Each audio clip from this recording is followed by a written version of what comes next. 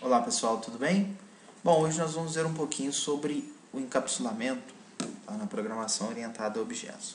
Nós já vimos, né, conceitualmente lá atrás, mas agora a gente vai dar um enfoque maior a isso aí, tá, ok? Para que a gente possa trabalhar com isso de uma forma mais interessante. Se vocês observarem, tá, eu declarei aqui na minha classe funcionários, certo? Declarei inicialmente aqui 3 variáveis, tá certo? 3 variáveis do tipo string, okay? Uma variável privada, certo? Uma variável pública e uma variável protegida. Bom, variável privada, private, é uma variável que só é acessível dentro desta classe, dentro da classe dela mesmo. No caso, o nome, né, só é acessível dentro da própria classe funcionários. Uma variável public, ela é acessível de qualquer lugar do programa, ok? A gente vai verificar isso. Uma variável protected, ela é acessível somente das classes que fazem parte do mesmo pacote. Tá? Observem, né, que aqui, ó, br.sap.po.geral, tenho aqui uma classe despacho, uma classe funcionário, ou seja, esse setor aqui, né, ela é acessível de qualquer classe que esteja dentro deste pacote, além da própria classe. Tá certo? Além disso, declarei aqui como privado também uma classe, só que eu adicionei o tipo static na frente dela. O que quer dizer isso? Né? Assim como vocês observaram lá no guia, a classe, não, um atributo static ou um método static é o seguinte: é um método que ele não irá pertencer ao objeto, e sim à classe. Tá certo? Então, quantidade de funcionários diz respeito a funcionários em geral, ok? Vamos tentar entender isso aí. Imaginem o seguinte, olha, eu vou ter vários objetos aqui, eu vou ter como aqui a implementação. Perceba, eu tenho um objeto func, tá? Da classe funcionários. Então, primeiro, func.empresa, né? Esse empresa é um atributo, observe, ó, atributo empresa, ele é público, né? Ou seja, então ele é acessível, né, fora da classe. Lembrar que isso não é interessante, ok? Porque aí a gente não oculta do usuário essa implementação. É importante que a gente oculte. Mas para vocês observarem que existe sim a possibilidade, né, da gente acessar diretamente um objeto, um atributo. E eu tenho aqui um func.setNome, né, passando ali o meu nome. Esse setNome é um método público, né, que recebe um parâmetro, nome, e grava, portanto, na variável nome, que é privada. Então, esse seria o jeito normal, que é o nosso get e set, certo? Bom, então aqui eu dou um println no nome e dou um println no atributo empresa. Tá?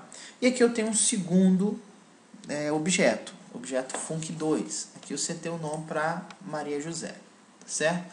Ou seja, então para cada objeto eu vou ter um nome, vou ter uma empresa, vou ter um setor, certo? Só que quantidade de funcionários, né, o atributo quantidade de funcionários, ele é estático, certo? Tanto ele quanto os métodos que eu criei para ele aqui, ó, public static int get quantidade func, public static void set quantidade func, são estáticos, ou seja, eles independem, tá, do objeto, certo? Eles não são instanciados a cada objeto, eles são da classe funcionários.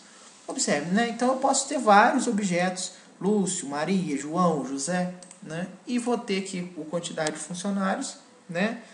Por exemplo, vai ser o que eu definir. Não é que cada funcionário tem uma quantidade de funcionário, né? Então, a classe funcionário tem uma quantidade de funcionários. Tá? Um detalhe importante é o seguinte: a gente não usa, no caso, o this para referenciar, então a gente não coloca o this aqui, ele observar o Eclipse apresenta erro, tá, ok? E quando a gente vai dizer, né, do funcionário, nós podemos chamar a classe, né? Então a classe funcionários, ponto, quantidade de funcionários. Aqui eu faço simplesmente para me retornar a quantidade de funcionários e aqui para acrescentar, né, a quantidade de funcionários. Certo? Na minha implementação, observem o que eu fiz. Então eu tenho aqui uma classe funcionários, que eu defini aqui um objeto func. Nesse func eu defini o atributo empresa e chamei o setNome. Aqui eu mostro lá, dou um getNome e tento mostrar uma empresa. Percebo que, de certo modo, parece mais prático, né, usar tudo como public, mas não é o método ideal, ok? E tem um objeto func2, que aqui eu só instancio o setNome Maria José.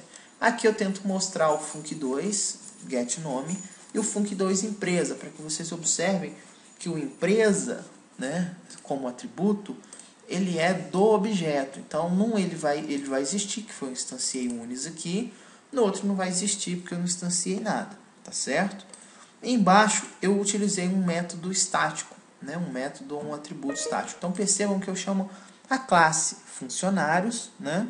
Então, aqui, funcionários, ponto, set, quantidade de funcionários. Eu não preciso instanciar esse objeto, tá, para trabalhar com ele. Então, posso colocar quantos eu quiser aqui. Então, tem 7 funcionários, né? E aqui embaixo eu mostro, né? Eu uso funcionários, get, quantidade de funcionário. Percebam que isso independe de eu instanciar, né?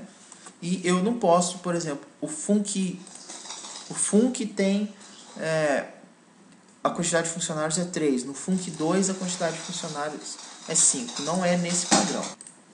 Então, observe, ok? Quando a gente rodar isso aqui, que eu tenho o seguinte. Primeiro, eu peço para mostrar o nome, né, do func, mostrou. Depois, eu peço para mostrar a empresa, mostrou. Aí, eu peço para mostrar o nome do func2 aqui, né? E peço também para mostrar a empresa. Como eu não instanciei, então percebam que unis, né, foi instanciado no objeto func, né? Ele não foi instanciado no objeto func2. Então percebam que ele é do objeto, né? E no caso ali, quantidade de funcionário, 7. Então qualquer lugar que eu chamar isso, né, ou setar, ele vai alterar para todos os objetos. Perfeito? Então esse é o conceito de encapsulamento que nós vimos. Nós já tínhamos visto anteriormente, privado, público, protect, lá naquele início, naqueles slides. Né? E além disso aqui o conceito de static. Tá certo? Observar aqui que o protected, observa que ele está como uma string, né? Onde eu tenho uma outra classe que é um despacho. Isso aqui é uma herança, nós vamos ver em breve, tá certo? É o nosso próximo item, mas só para vocês observarem que eu só tenho um privado, né, string despacho aqui, e aqui dentro eu consigo chamar um setor. Esse setor, na verdade, é da classe funcionários, né? Então esse é o objetivo dele ser protected. Eu posso utilizar ele na própria classe e em classes que estão no mesmo pacote, que é essa situação aqui. Perfeito? Bom, na atividade de hoje, o que vocês precisam fazer é o seguinte. Eu solicitei, tá, que vocês criem uma classe clientes, certo? Essa classe deverá ter esses atributos: nome cliente, número da conta, saldo cliente, então público, privado e privado, né? Aqui eu escrevi errado, mas é aqui private, né? Private, public. Deveria ser em português aqui também, não tem problema. E em total cofre, que é estático. Tentem imaginar o seguinte: você tem seus clientes, tá? Você tem cada objeto seu, você tem o nome do cliente, o número de uma conta, o saldo de um cliente, né? Mas você tem o seu cofre na empresa, né? no seu banco. Ou seja, toda vez que esse cofre vai ter lá o quanto que todos os clientes têm, tá? Então vocês vão implementar o método getNome, setNome, um depositar que vai fazer o quê? Vai, né, alterar o saldo do cliente e também o total do cofre. Lembra que esse total do cofre vai ser estático, certo? E um sacar, que vai decrementar o saldo do cliente, menos, né? E um total de cofre, tá certo? E o static, né? Get total cofre, que é para exibir o que tem no cofre do banco, certo? Aqui eu não coloquei para get saldo, mas vocês podem implementar também para ficar mais prático. E aí na classe main é que vocês vão fazer a implementação disso, certo?